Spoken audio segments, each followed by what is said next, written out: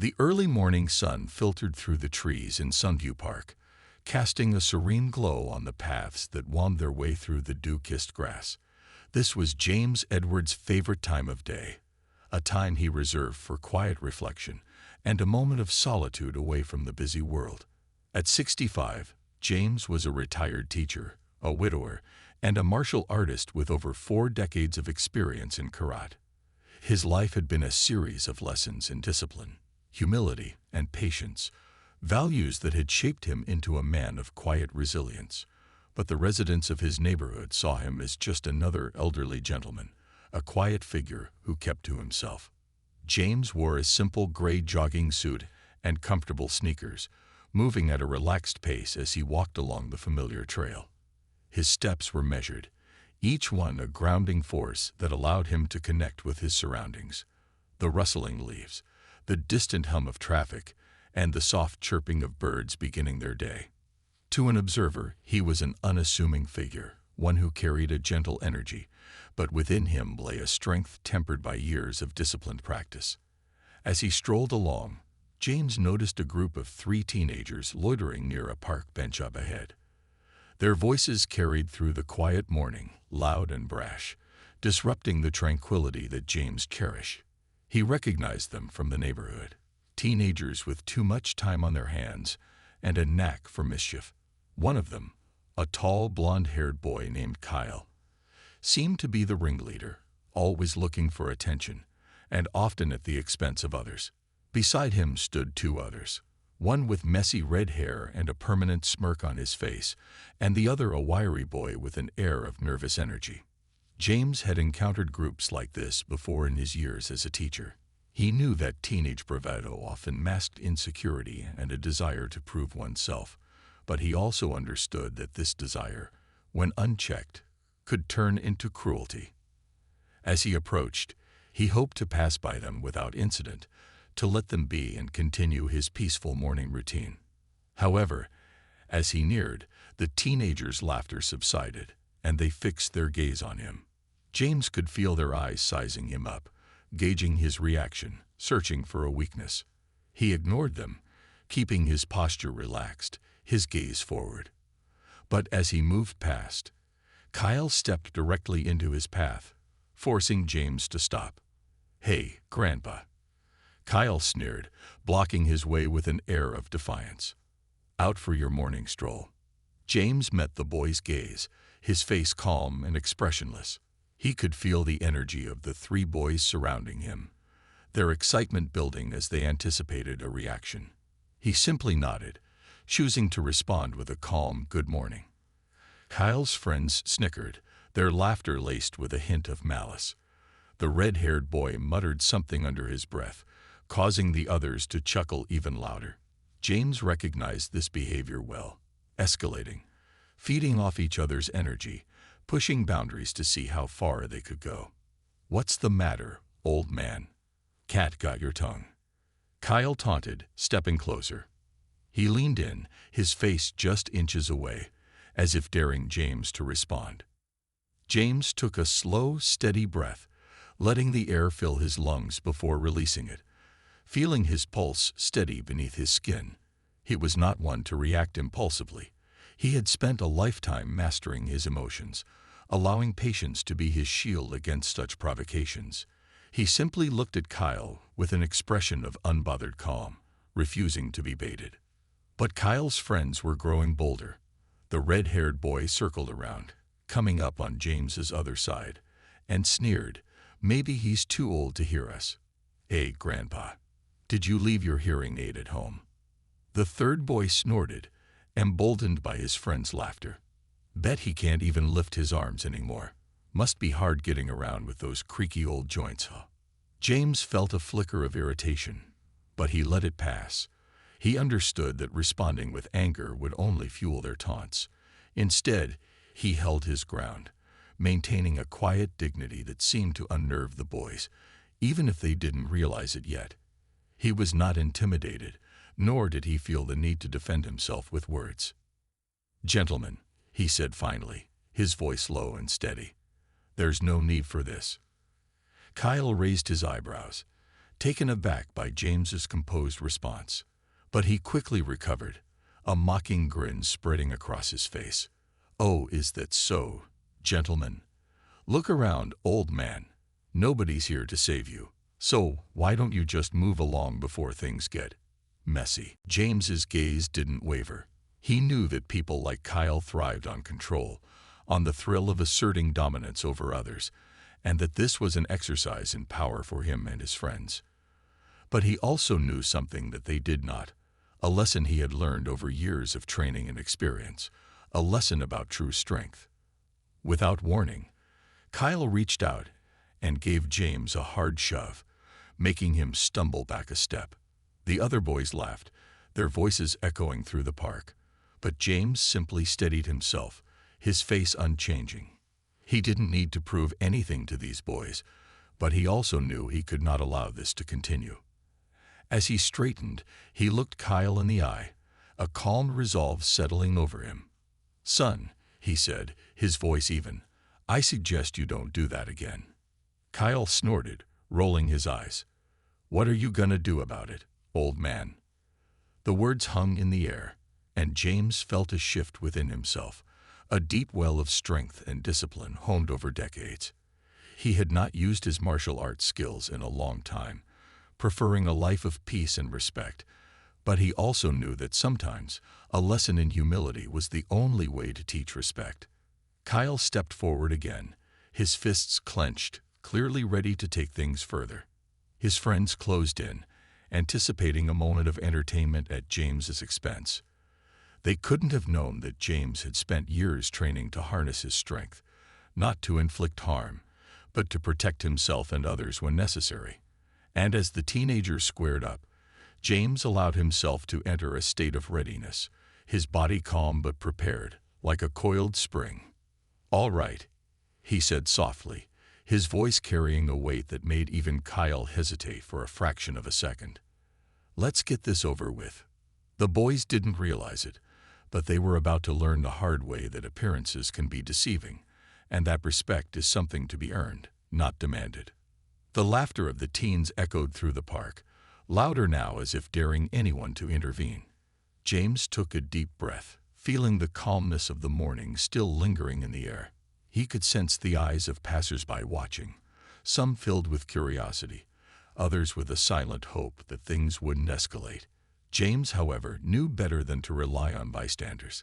He'd learned long ago that in moments like these, a person had to rely on their own strength and composure. The blonde teenager, seemingly emboldened by his friend's presence and the lack of reaction from James, smirked and crossed his arms.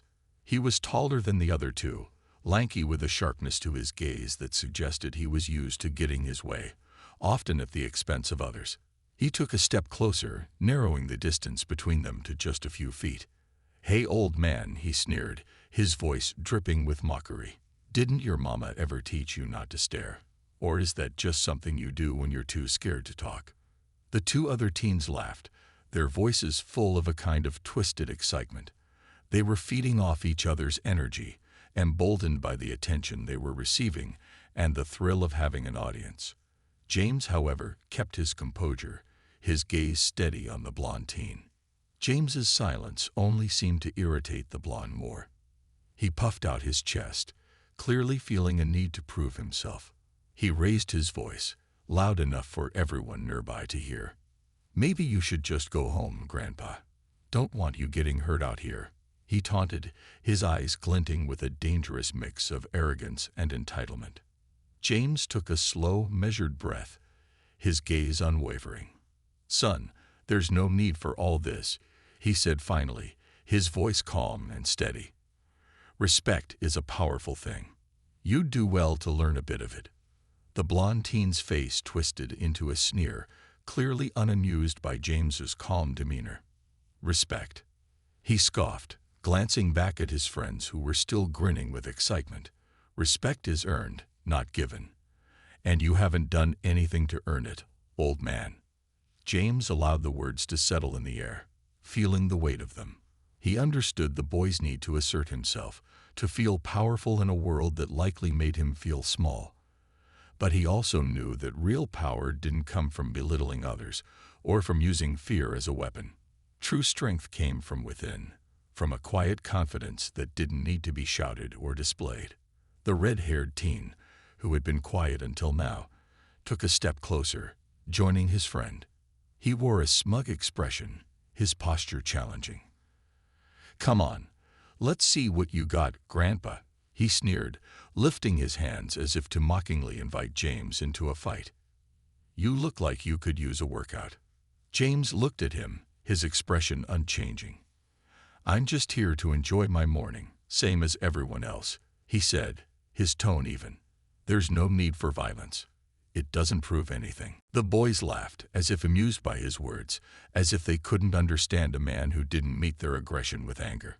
But James could sense the undercurrent of fear in their laughter, the uncertainty hidden beneath their bravado. They were young, testing boundaries, pushing limits, but they hadn't yet learned the cost of such behavior.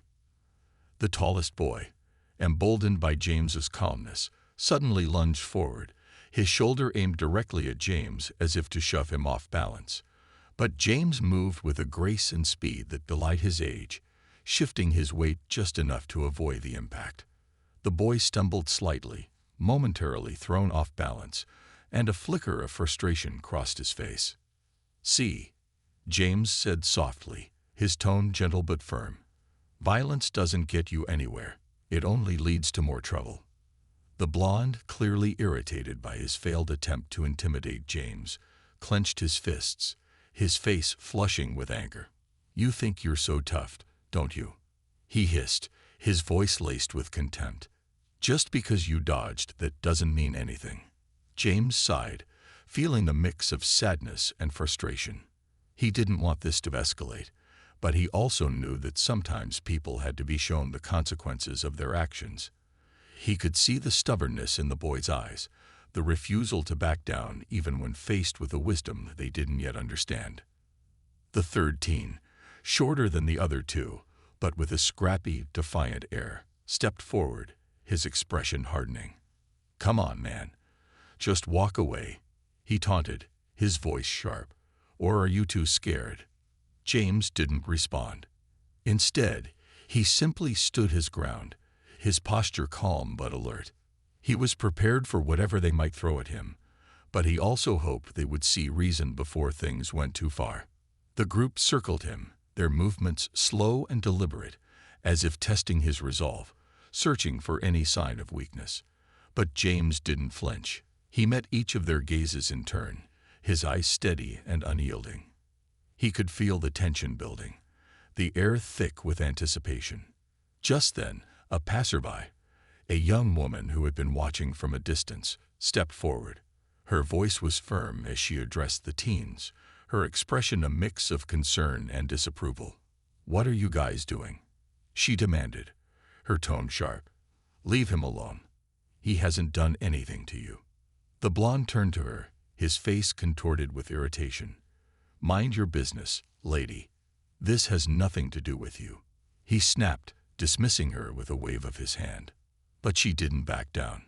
She crossed her arms, her gaze unwavering. "Bullying an old man? Really? That's how you get your kicks?" she challenged, her voice dripping with disdain. James looked at her, offering a small, appreciative nod. But he knew that her intervention, while well-meaning, could easily make things worse. The boys were already agitated, their egos bruised by his refusal to engage, and now with someone calling them out, their need to assert their dominance was only growing. The red-haired boy shot her a glare, but then his attention snapped back to James. "Let's see how tough you really are, old man," he muttered, his tone laced with bitterness. James sighed, realizing that they wouldn't back down without a lesson. He took a step forward, his movements fluid and controlled. He hadn't used his martial arts training in years, preferring to keep it as a discipline for personal growth rather than a weapon. But he knew that sometimes people needed to be reminded of their limits, to understand that respect wasn't a choice, but a necessity. With one swift, precise movement, James shifted his weight, positioning himself in a way that conveyed his readiness. He didn't raise his fists or adopt an aggressive stance. Instead, he simply stood with a quiet confidence, his gaze calm but intense. The boys hesitated, sensing the shift in his demeanor. The tension hung heavy in the air, each of them waiting, watching, unsure of what would happen next. For the first time, a flicker of doubt crossed their faces, as if they were beginning to realize that they had underestimated the quiet strength standing before them. And in that moment, James knew he had their attention.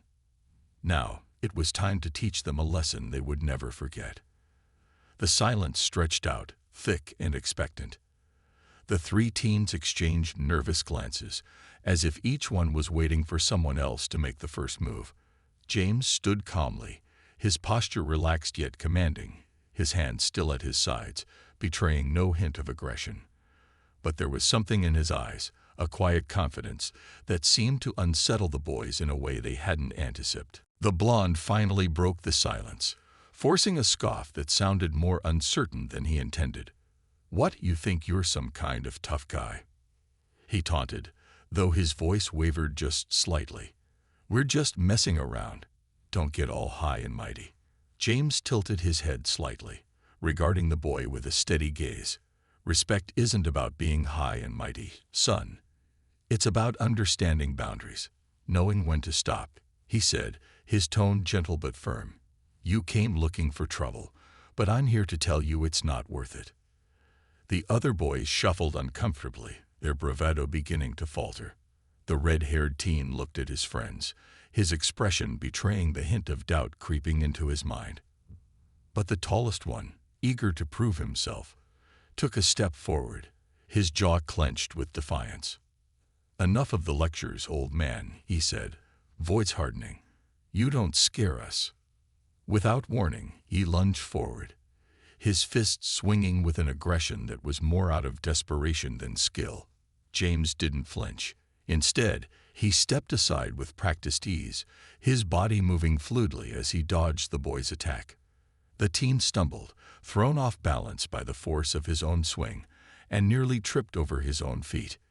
James remained calm, his movements calculated, his breathing steady. He hadn't come to the park for a confrontation, but years of martial arts training had taught him that discipline and restraint were just as important as self-defense. He had no intention of harming the boy. His goal was to show them that there were other ways to resolve conflict, ways that didn't involve fists or anger. The red-haired teen's face flushed with embarrassment as his friend staggered back, regaining his balance. "Lucky dodge," he muttered under his breath, though his voice was strained, lacking the confidence it had held just moments ago. James held up a hand, his expression compassionate yet firm. "This isn't luck, son. It's control. And if you want respect in this world, you'll need to learn that first." The blonde sneered, trying to mask the uncertainty that had started to creep into his eyes. "We don't need lessons from some washed-up old man," he spat, though his tone was less venomous than before. He was realizing, as were his friends, that James was no ordinary target. But the tall one, still unwilling to back down, clenched his fists and lunged again, this time with more force. James moved with a grace that seemed effortless, sidestepping the attack and lightly pressing a hand against the boy's back, redirecting his momentum. The boy stumbled forward, his own energy working against him, and landed unceremoniously on the grass. The bystanders watching gasped, a few murmurs of surprise and approval rippling through the crowd. James stepped back, his posture unthreatening, giving the boy space to get up. The other two teens looked at each other, their confidence visibly shaken. The red-haired teen's voice was barely above a whisper. "Dude, maybe we should just go," he muttered, casting an anxious glance at James. But the tall one, now humiliated and desperate to reclaim his dignity, scrambled to his feet, his face red with anger and embarrassment. "No," he snapped, his voice trembling. "He's not getting away with this." But even as he spoke, it was clear that his resolve was weakening. His eyes darted between his friends and James, as if silently hoping they'd pull him back before he could dig himself any deeper. James took a step forward, his voice calm yet commanding. Listen to your friend, son. There's no shame in walking away. Sometimes, the strongest thing you can do is to know when to stop. The crowd was growing, a mix of parkgoers, joggers, and passers-by who had paused to watch the unfolding scene. Some held their phones up, recording the encounter, their faces a mixture of curiosity and concern. James knew that the situation had the potential to spiral, but he also knew that he had to handle it with care. He wasn't here to humiliate these boys. He wanted them to understand a deeper lesson, a lesson about strength, respect, and restraint. The blond teen, sensing the tension among his friends, took a step back, glancing around as if suddenly aware of the crowd. His bravado began to crack, and he lowered his gaze, his shoulders slumping slightly. It was clear he was beginning to regret instigating the confrontation. James softened his tone, his expression kind yet resolute. You have a choice here. You can continue down this path and learn the hard way, or you can walk away and remember this moment as a lesson. The tall one hesitated, his fists still clenched, but the fire in his eyes had dimmed. He looked around, seeing the faces watching him, the silent judgment in their eyes. His friends shifted uncomfortably, avoiding his gaze, as if they too were realizing the futility of their actions. Finally, the red-haired teen muttered, "Come on, man. Let's just go. This isn't worth it." His voice held a note of apology, a faint recognition of the respect he'd been unwilling to show just moments before. The tall one's shoulders sagged, the anger draining from his face as he took a deep breath. He glanced at James, his expression a mix of resentment and something else, something that looked almost like respect. Without another word, he turned and began to walk away, his friends following close behind, their heads lowered in silent resignation. As the crowd dispersed, James watched the boys retreat, a sense of relief mingling with a quiet satisfaction. He hadn't raised a fist, hadn't needed to resort to violence to make his point. Instead, he'd relied on the principles he'd spent his life cultivating: patience, discipline, and respect. And while he knew the boys might not fully understand the lesson right away, he hoped that one day they'd look back on this moment and remember the man who had shown them a different way. One of the bystanders, an elderly woman with a gentle smile, approached James as the crowd thinned out. "Thank you," she said softly, her eyes filled with admiration. "I don't think I've ever seen someone handle a situation like that with so much grace." James offered her a humble nod, a small smile tugging at the corners of his mouth. "Sometimes it's not about fighting back," he replied, his voice warm. "It's about showing people that there's another way." The woman nodded, clearly moved by his words. "You've done more than that today. You've set an example for all of us." As she walked away, James felt a sense of peace settle over him. The tranquility he'd come to the park seeking finally returning. He resumed his walk, his steps light, his heart steady. The encounter had been a reminder, not just to the boys, but to himself, that true strength was found not in the ability to overpower, but in the wisdom to choose restraint. And as he continued down the path, surrounded by the soft sounds of nature and the gentle hum of life around him, he knew he'd done the right thing. The boys might not understand it yet, but he planted a seed, a lesson that would hopefully grow within them, teaching them the value of respect, kindness, and the quiet strength of a life lived with dignity. The morning sun was higher now, casting a warm, golden glow over the park as James continued his walk. He was still reflecting on the encounter with the teenagers, but a sense of calm had returned to him. Each step seemed to settle his spirit further, grounding him in the quiet strength he had cultivated over years of practice, experience, and a deep understanding of self. As he rounded a bend in the path, he noticed a small group of people gathered under a large oak tree. They were standing together, talking in low voices, some glancing back toward the area where the teens had harassed him. He recognized a few faces, regulars who visited the park often, and noted the subtle nods of acknowledgement they gave him as he walked past. It was as though they, too, felt the significance of what had just happened, and were moved by the quiet dignity with which he had handled the situation. One man, tall with a shock of gray hair and a sturdy frame, approached him with a hand outstretched. "Sir," he said, his voice carrying a tone of respect, "I just wanted to say that what you did back there, it was something else. You didn't let them push you, but you also didn't stoop to their level. That's rare to see these days." James took the man's hand and shook it firmly, offering a modest smile. "Thank you," he replied, nodding. "It's not always easy, but I've learned over the years that reacting with anger only fuels the fire. Sometimes, standing firm without aggression speaks louder than any words could." The man nodded, visibly impressed. "You taught them a lesson they'll carry with them for a long time, I bet. I know I'll remember it, too."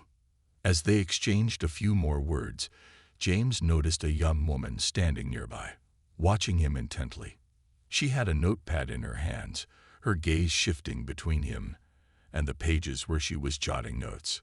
When she realized he'd noticed her, she stepped forward, a bit hesitant but determined. "Excuse me, sir," she began, adjusting her glasses nervously. "I'm a reporter for the local newspaper, and I happened to be here when everything happened. If you don't mind, could I ask you a few questions?" James hesitated. He wasn't one for publicity, especially when it came to situations like this, but he could see a genuine curiosity in her eyes, as if she was truly interested in sharing a story of resilience and integrity. He nodded slowly, gesturing toward a bench nearby. "Sure," he said, his voice steady and calm.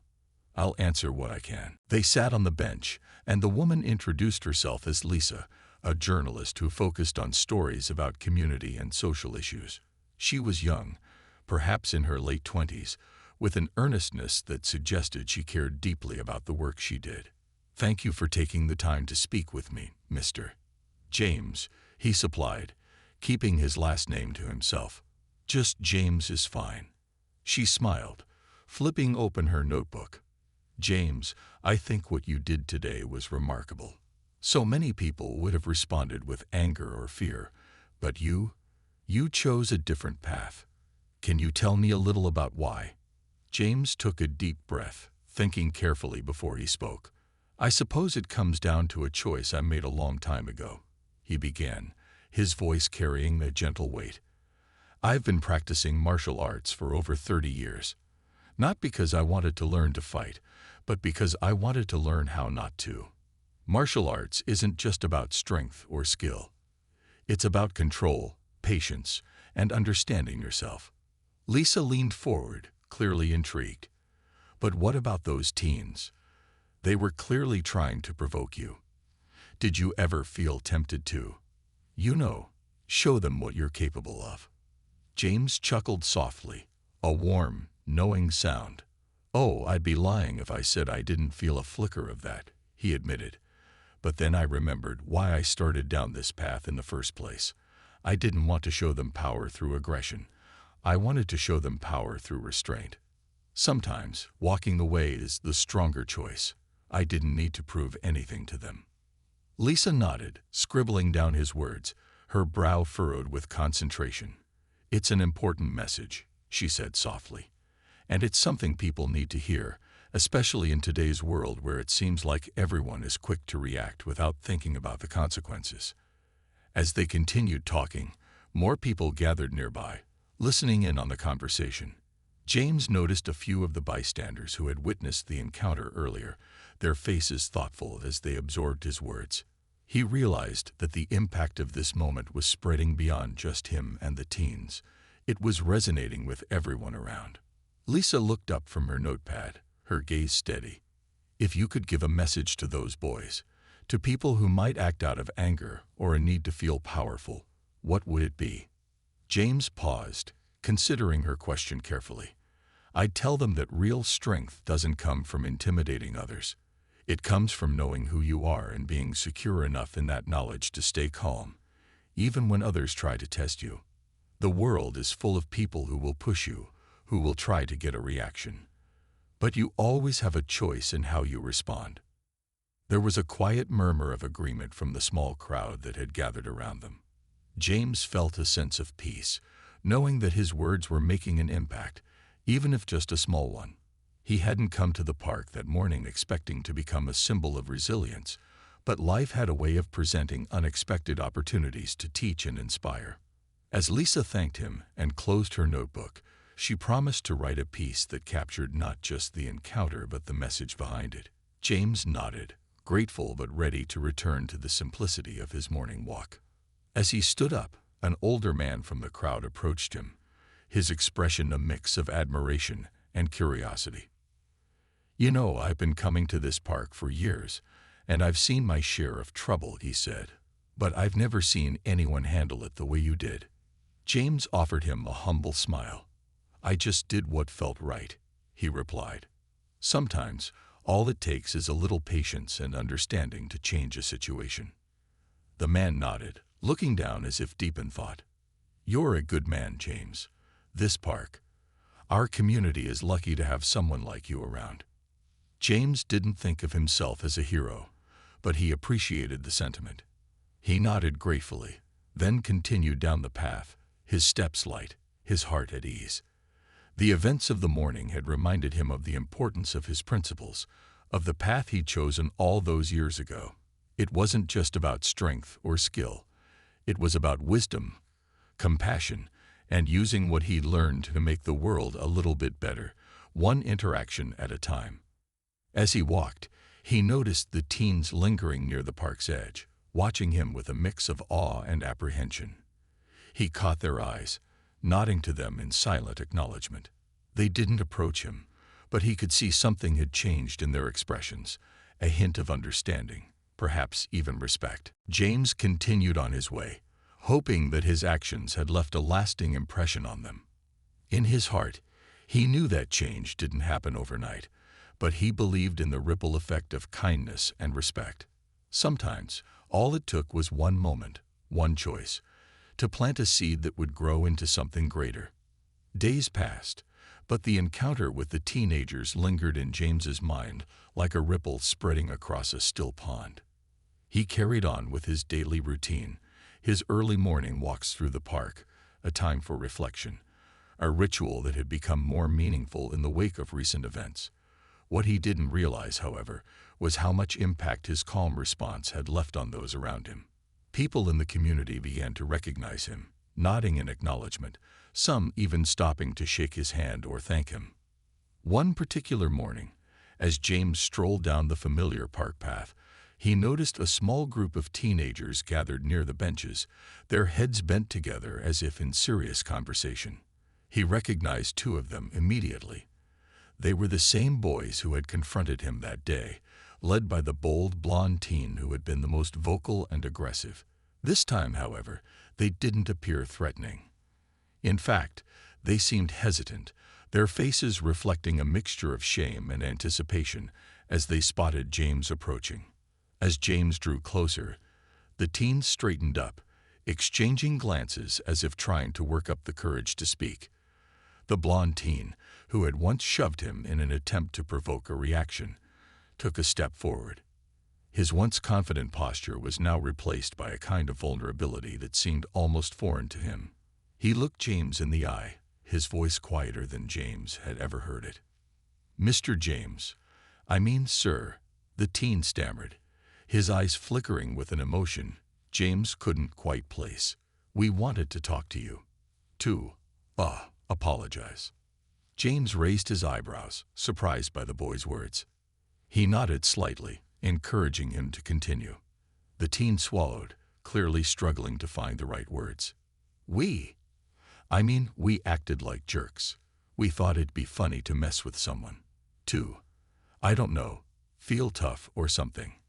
But we didn't realize you'd respond like that. That you'd just look at us, calm, like you did.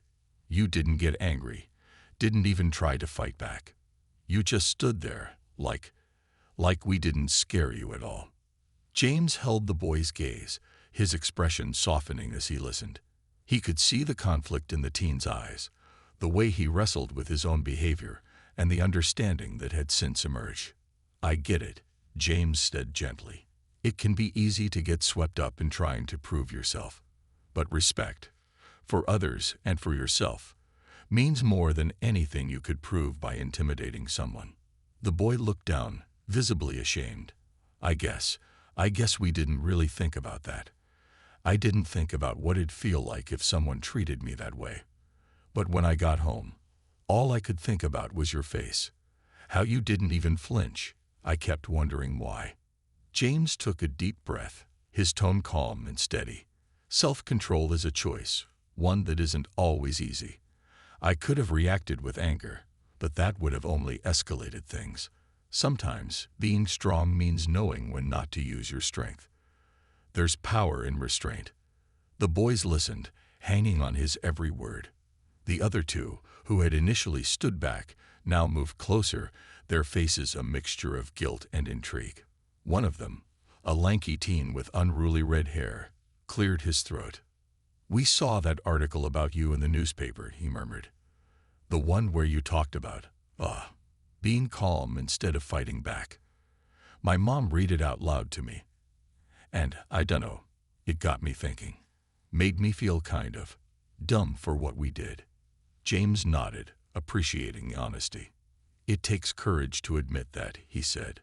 "Acknowledging our mistakes is the first step toward growth. The important thing is what you do next. Will you keep trying to prove something by pushing others down, or will you work to lift people up?" The boys exchanged looks, considering his words. There was a long silence before the blond teen spoke up again, his voice softer this time. "I don't want to be that guy. The one who picks on people just because he can. I think we all learned something that day." James could see the sincerity in their eyes. He felt a surge of hope, knowing that perhaps his calm response had ignited a spark within them, a possibility for change. "Everyone has the capacity for strength and kindness," James said, his voice filled with encouragement. "It's up to you to choose which one you want to be known for." The blond teen shifted his weight from one foot to the other, then extended his hand. "Thank you, sir, for not losing it on us, and for talking to us now." James reached out and shook the boy's hand, feeling a sense of peace wash over him. This moment felt like a culmination of all his years of training, of every lesson in patience and discipline he had learned along his journey. It wasn't the flashy, physical moves he'd mastered that mattered here. It was the wisdom he'd cultivated and passed on. As the teens turned to leave, one of them looked back, his eyes reflecting a newfound respect.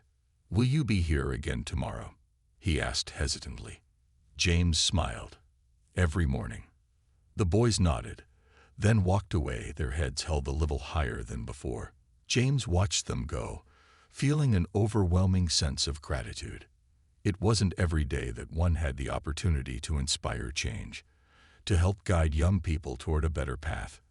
And he knew that they would carry this lesson with them, perhaps even share it with others. As he continued down the path, he saw a few familiar faces from the community, people who had witnessed both the initial confrontation and the heartfelt exchange that followed. A few of them nodded to him in quiet approval, while others approached with words of appreciation. "James," said an older woman who had seen him walk the park trails for years, "you've always been so peaceful. But today you showed us all what real strength looks like." Another man chimed in, nodding in agreement. "Those boys needed that lesson, and I think some of us did too. Thank you for reminding us that there's a different way to respond to anger." James nodded humbly, feeling a warmth in his chest that wasn't from the rising sun. "Sometimes the strongest response is the quietest one," he replied. "And sometimes just being there with a calm heart is enough to shift someone's perspective."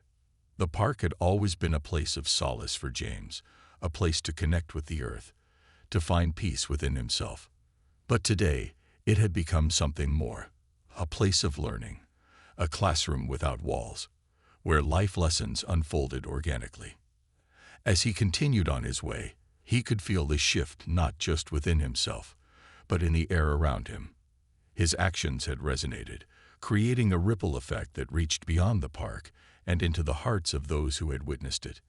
And he knew, deep down, that this was the true essence of martial arts: the ability to inspire, to protect, and to cultivate respect in others without ever having to lift a hand. With each step, he felt lighter, his spirit lifted by the knowledge that he had made a difference, not through force or fear, but through the quiet power of self-discipline and compassion. And as he walked, the path before him seemed brighter, a reminder of the journey he had chosen, a journey of peace, purpose, and unwavering strength. As the weeks passed, the story of James's encounter with the teenagers took on a life of its own, spreading far beyond the small community. It wasn't just a story of an elderly man standing up to a group of teenagers. It became a tale of quiet resilience and the transformative power of kindness. People who heard about it felt a surge of hope, a reminder that even in a world that sometimes seemed chaotic, there were still individuals who could bring light simply by embodying peace. One day, as James was preparing for his morning walk, he received an unexpected knock on his door. Opening it, he found the local community leader, Mrs. Reynolds, standing on his porch with a warm smile, and a group of familiar faces gathered behind her, including several neighbors and the 3 teenagers who had confronted him in the park. Their presence surprised him, especially since the teens now looked at him with a respect and admiration that hadn't been there before. "Good morning, James," Mrs. Reynolds greeted him, her eyes twinkling with warmth. "We were hoping you'd spare a few minutes for us. We've come with a proposal." James smiled, curiosity piqued. "Of course, Mrs. Reynolds. Please, come in." The group filed into his small living room, filling it with a warm, vibrant energy. The teens hummed back at first, but as Mrs. Reynolds began to explain their visit, they edged closer, clearly eager to be part of what was happening. "James," Mrs. Reynolds began, "we've all been touched by what happened that day in the park. It wasn't just the teens who learned something valuable. All of us did. We realized that the strength you showed, the way you handled that situation, it's something that our whole community could benefit from." James listened attentively, nodding as she continued.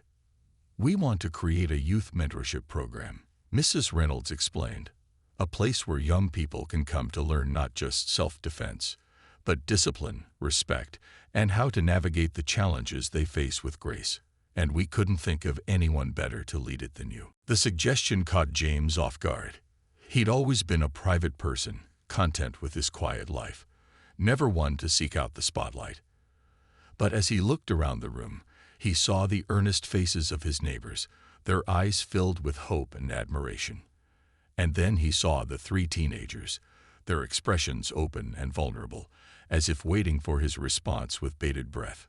The blonde teen, the one who had initially confronted James, stepped forward, his gaze steady but filled with emotion. "Mr. James," he began, his voice carrying a new depth, "we acted like punks, and you didn't have to forgive us. But you did. You showed us what it means to be strong without having to hurt anyone. We all want to learn from you. We want to be better." James's heart softened, and a small smile spread across his face. "Thank you," he said, addressing the teen directly. "It takes courage to admit when you're wrong, and even more to work towards becoming a better person." The red-haired teen spoke up, his voice tinged with excitement. "So, will you do it, Mr. James? Will you teach us?" James looked around the room once more, feeling the weight of the decision. This wasn't just about him. It was about giving back to a community that had given him so much. It was about guiding the younger generation, showing them a path that was rooted in respect and resilience. And perhaps in teaching them, he would find a new sense of purpose as well. "I would be honored to lead this program," he finally replied, his voice filled with quiet conviction. A murmur of approval swept through the room, and the teens broke into smiles, clearly thrilled with his response. As they discussed the logistics, Mrs. Reynolds explained that the community center would provide the space and resources for the program, and local businesses had already offered to donate equipment and supplies. James listened, feeling both humbled and grateful, overwhelmed by the outpouring of support from people he'd come to see as his extended family. The following week, the first session of the mentorship program was held at the community center. To James's surprise, more young people showed up than he'd anticipated. Some came out of curiosity, others because they'd heard about his story and wanted to be part of something meaningful. Word had even spread to neighboring towns, and a few parents had brought their children in the hopes that they could benefit from James's teachings. The 3 teens who had once taunted him were now his most eager students, assisting him in setting up mats and organizing the room before each session. As they worked together, James found himself growing fond of them, understanding that beneath their bravado had been a longing for guidance, for someone to show them a different way to be strong. Each class began with meditation, a practice that James believed was crucial in developing inner calm and focus. The teens, initially restless and fidgety, soon grew accustomed to the quiet, finding a new sense of peace in those moments of stillness. He taught them the fundamentals of martial arts, not just the physical techniques, but the philosophy behind it.